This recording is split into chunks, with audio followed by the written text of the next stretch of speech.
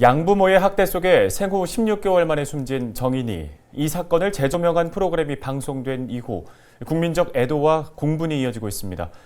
우리 지역에서 발생한 너무나 안타까운 또 마주하기가 참 힘든 사건인데요. 오는 13일 입양아 정인이를 학대해 숨지게 한 혐의를 받는 양부모의 첫 재판을 앞두고 있는 가운데 정부는 여러 대책을 내놓고 있습니다.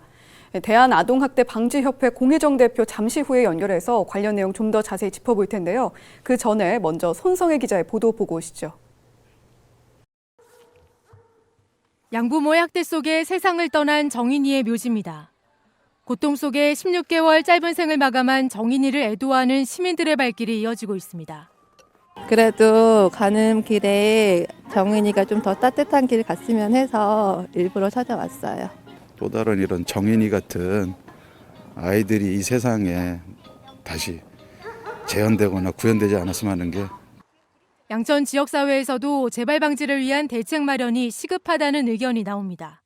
앞으로 어떻게 해야 될지 저희는 무엇을 해야 된다는 그런 각오와 마음으로 이번 사건을 들여다봐야 되지 않겠어요. 정인이 사망 사건 재조명 이후 시민들의 공분이 커지자 정부는 경찰청 내 아동학대 전담부서 설치 등 여러 대책을 내놓고 있습니다. 지자체나 수사기관이 아동학대 신고 접수 즉시 조사하도록 하는 내용이 담긴 아동학대 방지법 개정안도 국회를 통과했습니다. 이런 가운데 현장에선 정책이 실효성 있게 운영되려면 전문 인력부터 보강해야 한다는 목소리도 나오고 있습니다.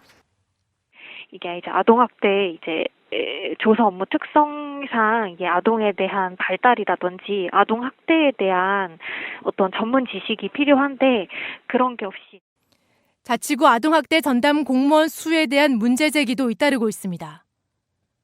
아동학대 전담 공무원 제도가 시작된 작년 10월 양천구는 1명, 은평구는 3명을 배치했습니다.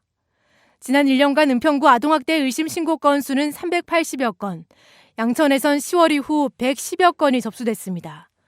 담당자 1명이 100여 건을 담당하는 셈입니다. 이번 사건을 계기로 양천 등 자치구에선 뒤늦게 전담 공무원 수를 추가했지만 대다수의 자치구가 정부 공고안을 못 채운 상태였던 겁니다.